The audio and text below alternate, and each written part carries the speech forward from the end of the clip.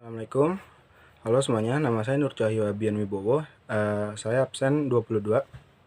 Nama saya Akbar Ataya Santoso, absen 1. Nama saya Hasan Zafranuha, absen 15. Saya Zahra Aurelia, absen 35. Nama saya Nurani Paramadewi, nomor absen 21. Dan saya Raina Fitriasasi Kirana dari absen 24.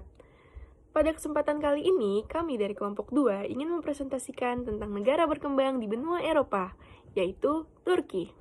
Yuk, sama-sama kita saksikan video berikut ini.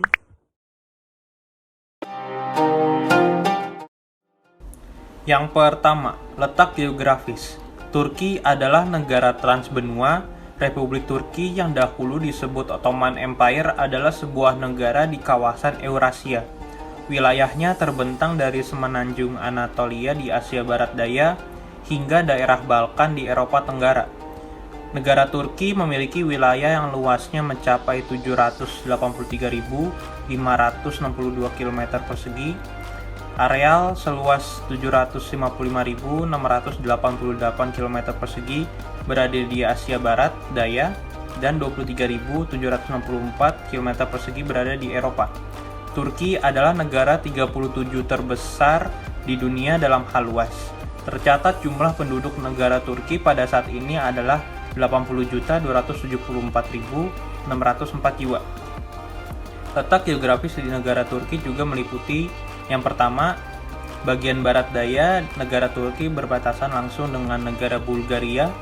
Yang kedua, bagian barat negara Turki berbatasan langsung dengan negara Yunani serta Laut Egea. Yang ketiga, bagian timur terletak di bagian dataran tinggi barat Armenia, memiliki lanskap berupa pegunungan dan merupakan hulu berbagai sungai seperti Sungai Efrat, Tigris, dan Aras. Dan terdapat pula Gunung Ararat, titik tertinggi di Turki dengan ketinggian 5.137 meter, dan ada Danau Van, danau terbesar di negara Turki ini. Yang keempat, timur laut negara Turki berbatasan langsung dengan negara Suriah dan negara Irak.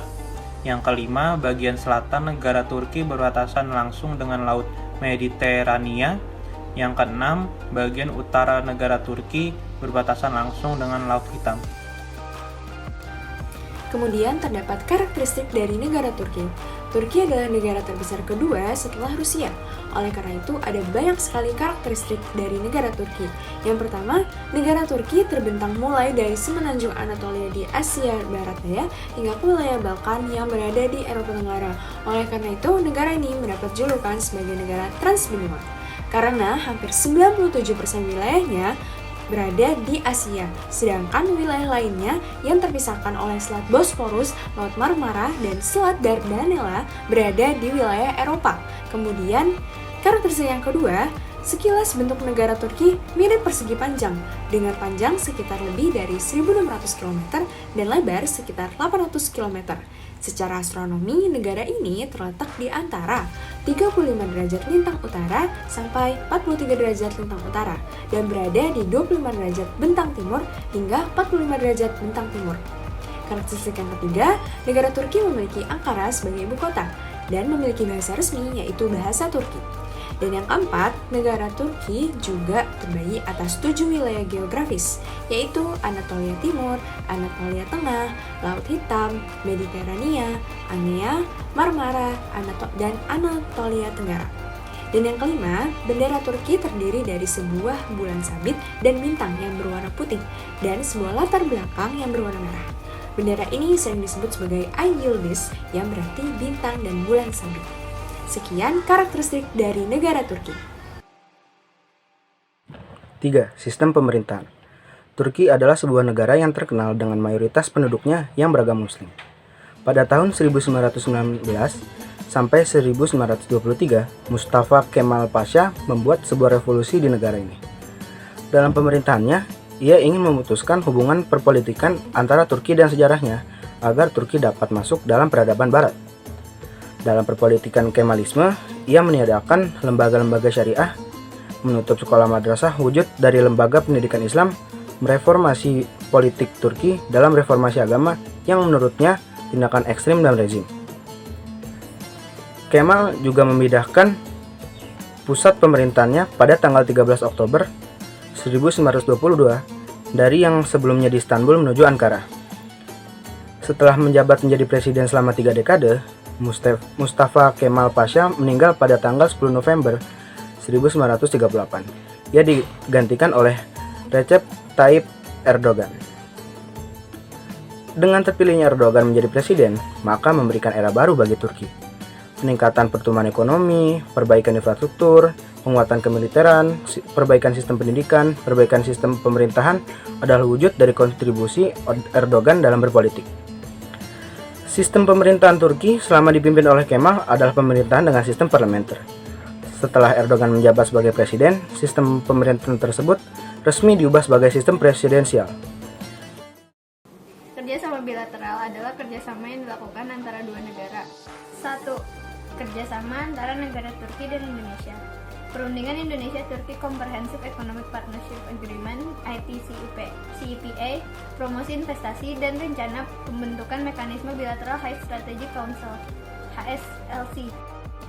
Economic Cooperation berperan penting dalam mendorong market access produk di pasar kedua negara. Komponen penting dalam Economic Cooperation seperti capacity building, peningkatan standar mutu produk akan membantu komunitas bisnis kedua negara, khususnya UMKM dalam meningkatkan kualitas produk sehingga menunjang penerimaan pasar di negara tujuan ekspor. 2. Kerjasama antara negara Turki dan Jepang. Mevlut Cavusoglu, Menteri Luar Negeri Turki, mengatakan selama pertemuan Menteri Luar Negeri G20 di Nagoya, Jepang, kedua negara ingin mengumumkan perjanjian kemitraan ekonomi Jepang-Turki (EPA) pada akhir tahun 2019. Yang ketiga ada kerjasama antara negara Turki dan Israel. Kerjasama FTA Turki-Israel menghasilkan tarif dan hambatan non-tarif dihilangkan dalam perdagangan antara kedua belah pihak. Sekarang kita masuk ke bab kerjasama regional. Sebelumnya kalian tahu nggak sih kerjasama regional itu apa? Kerjasama regional adalah kerjasama yang dilakukan oleh negara-negara yang berada di suatu kawasan yang biasanya berdekatan. Salah satu contoh kerjasama regional yang pernah dijalin oleh negara Turki adalah kerjasama regional yang dilakukan dengan negara kita tercinta Indonesia. Nah, hubungan diplomatik Indonesia dan Turki yang terjalin sejak lama ini memiliki perjalanan yang sangat panjang. Saat ini, antara Kemhan RI dan Kemhan Nasional Turki sedang membahas penyusunan DCA atau Defense Cooperation Agreement sebagai payung hukum bagi kerjasama pertahanan secara komprehensif antara dua negara tersebut. Kedua Menhan sepakat mengenai DCA. Kedua negara juga telah memiliki dokumen perjanjian kerjasama industri pertahanan, yaitu Agreement on Defense Industry Cooperation between the Government of the Republic Indonesia and the Government of the Republic of Turkey yang ditandatangani di Ankara, ibu kota Turki pada 29 Juni 2010. Indonesia dapat memanfaatkan Turki sebagai pintu untuk memasuki pasar Timur Tengah, Eropa Selatan, dan Afrika Utara.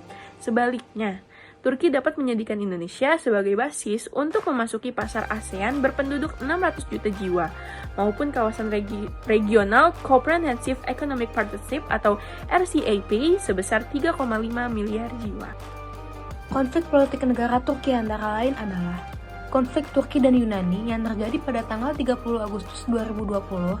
Turki mengumumkan eksplorasi Oruk Reis di Laut Mediterania akan diperpanjang hingga 12 September.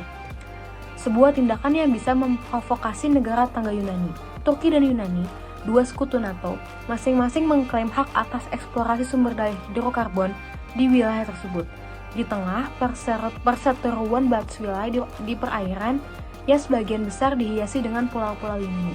Konflik sosial negara Turki antara lain adalah perpecahan pada masyarakat Turki yang berawal pada tahun 190-an ketika Mustafa Kemal Atatürk membentuk republik sekuler dan runtuhan teokrasi Ottoman. Ia melarang identitas Islam tampil di kehidupan publik, menggantikan huruf Arab dengan aksara Latin, dan mendorong penggunaan pakaian ala Barat serta hak-hak perempuan. Konflik lingkungan di negara Turki antara lain adalah permasalahan penggunaan emisi karbon, perlindungan keanekaragaman hayati laut, polusi plastik dan udara, serta proyek nol sampah yang dipelopori oleh negara Turki sendiri.